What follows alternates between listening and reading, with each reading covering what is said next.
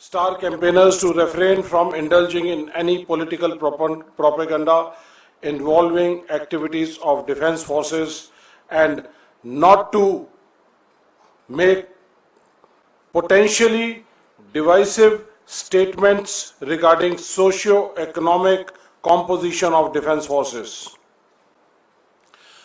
मोदी जी जब जब फंसते हैं तो वो कोई ना कोई सहारा ढूंढते हैं। पहले वो डिफेंस का सहारा ढूंढते थे, डिफेंस फोर्सेस के पीछे जाकर छुपते थे, और अब इलेक्शन कमीशन ऑफ इंडिया के जरिए एक डायरेक्शंस इशू करवाई गई।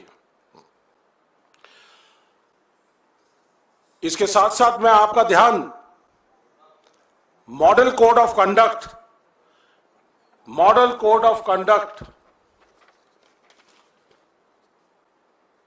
इसके अंदर model code of conduct for the guidance of political parties and candidates, general conduct, इसके बारे में पैरा नंबर 2 ये बड़ा क्लियर कहता है, criticism of other political parties when made shall be confined to their policies and programs, past record and work। तो हम जो बात कर रहे हैं वो सिर्फ और सिर्फ पॉलिसी के बारे में बात कर रहे हैं।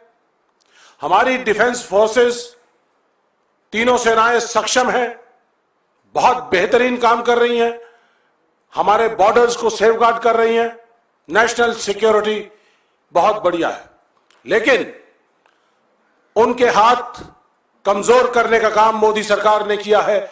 अग्निपथ जैसी एक योजना लेके आए जिसके तहत वो अनट्रेन्ड सोल्जर्स को देश की सेनाओं में भेजने का काम कर रहे हैं।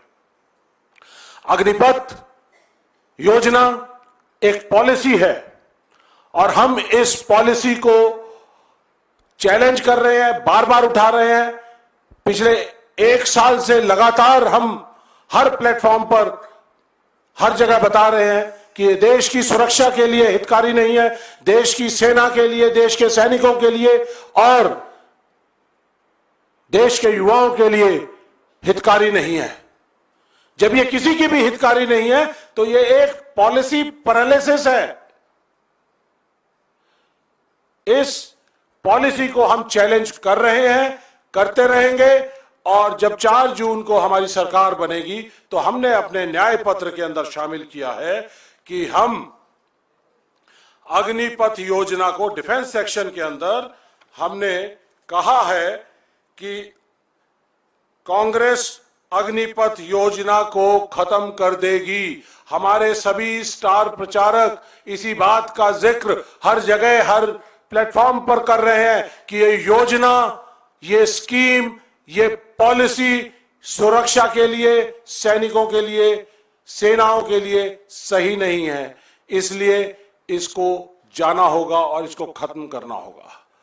ये हमारे उस समय के chief of army staff general Naravane ने अपनी किताब के अंदर इसका जिक्र किया है और कहा है कि अग्निपथ योजना हमारे सबके लिए, तीनों सेनाओं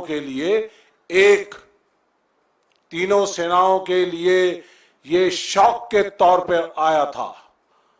इसका मतलब ये योजना सेनाओं से या उनसे पूछकर लागू नहीं की गई थी। ये योजना प्रधानमंत्री कार्यालय में आनन फानन में बनाई गई और उसको लागू किया गया। तो ये एक पॉलिसी है, ऑपरेशनल एक्टिविटी नहीं है। ये मैं आप लोगों को सबको इस बारे में बताना चाहता हूं कि ऑपरेशनल एक्टिविटी क्या होती है। हमारी फोर्सेस काम कर रही हैं और उनके ऊपर हम टिप्पणी करें, उनके ऑपरेशंस का फायदा उठाएं या फिर हम उनके ऑपरेशंस के नाम पर वोट मांगे।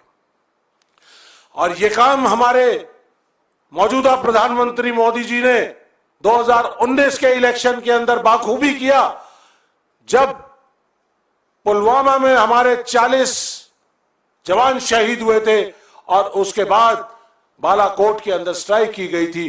तो मोदी साहब ने चुनावी रैलियों के अंदर कहा कि फर्स्ट टाइम वोटर्स के वोट क्या हमें मिल सकते हैं, क्या उन शहीदों के नाम हो सकते हैं, क्या पुलवामा के शहीदों के नाम हो सकते हैं, या फिर बालाकोट की स्ट्राइक के नाम हो सकते हैं। ये वीडियो मैं आपको दिखाना चाहूंगा, आपकी यादों को तरोताजा करना चाहूंगा। मोदी जी ने 2019 की चुनावी रैलियों के अंदर ये वीडियो लगातार अपनी चुनावी रैलियों में कहा था।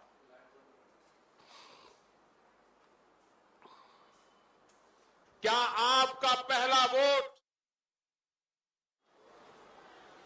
पाकिस्तान के बालाकोट में एयर स्ट्राइक करने वाले वीर जवानों के नाम समर्पित हो सकता है क्या? मैं मेरे फर्स्ट टाइम वोटर से कहना चाहता हूं कि आपका पहला वोट पुलवामा में जो वीर शहीद हुए, उन वीर शहीदों के नाम आपका वोट समर्पित हो सकता है क्या? मैं